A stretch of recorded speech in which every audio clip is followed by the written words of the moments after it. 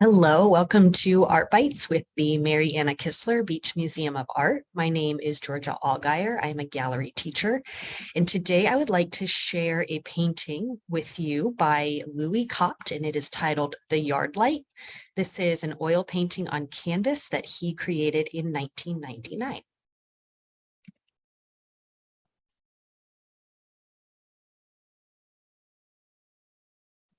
Louis Copt was born in Emporia, Kansas on January 29th, 1949, just outside of the Flint Hills. And he grew up spending a lot of time on his grandma's 60-acre farm. And he remembers feeling like this farm was a playground for he and his brother. And the barn in particular was the epicenter.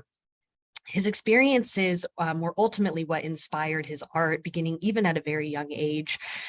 His kindergarten teacher would get out tempera paint and big easels, and he remembers feeling really free when he got to paint. He painted pictures of the farm, the animals, the land, and this ultimately has continued throughout his career. He graduated with an art degree from Emporia State University in 1971, and painting was really his passion, but he ended up with some other jobs to pay the bills, and he would be getting married soon and starting a family with his college sweetheart, Phyllis. So he had a variety of different jobs that later would give him a great skill set when he was promoting himself as an artist. He worked at a frame shop and art gallery where he was the art director for a printing company, and he also wrote and photographed for the Emporia Gazette.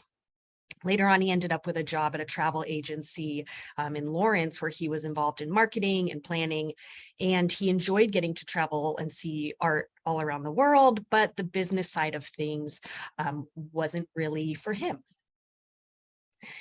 So 15 years after he graduated, 15 years after his last formal training, he had this opportunity to study at the Art Students League in New York City. And in 1985, he took the leap and decided that he was going to be a full-time professional artist. He spent about 7 months creating a collection of work and then took it to a gallery in Kansas City. And again, going back to some of the skills that he gained in some of these other jobs, he was able to market himself. And Phyllis, his wife, was teaching school at this time, and she completely supported this endeavor of his.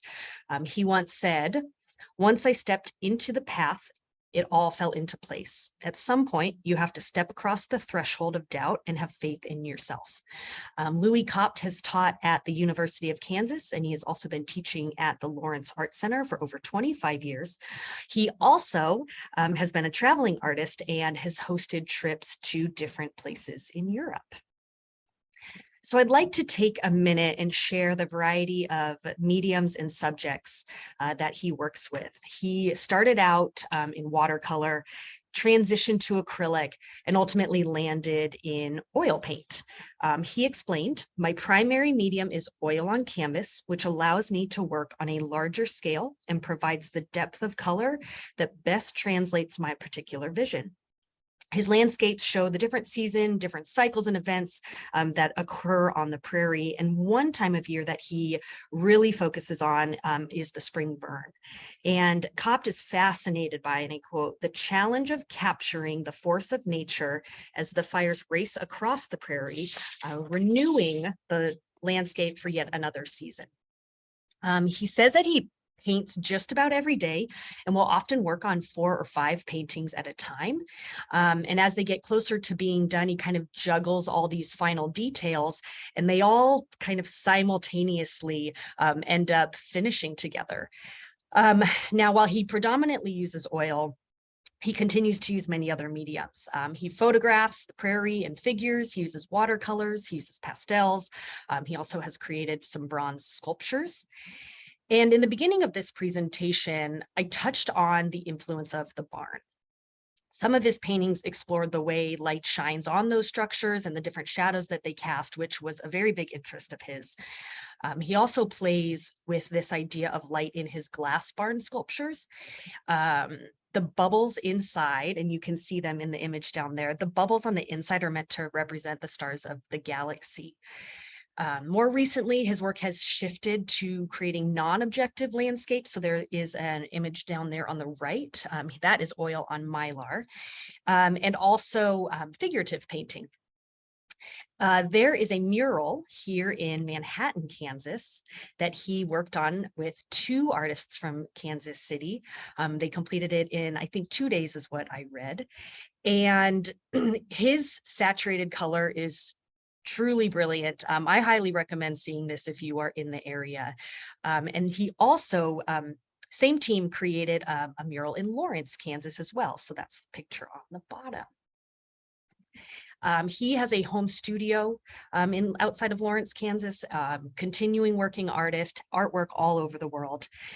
And now what I would like to do is bring you back to the painting in our collection. And I would like to think about that title again for a moment, The Yard Light. I'm wondering what yard you think this artist is referring to.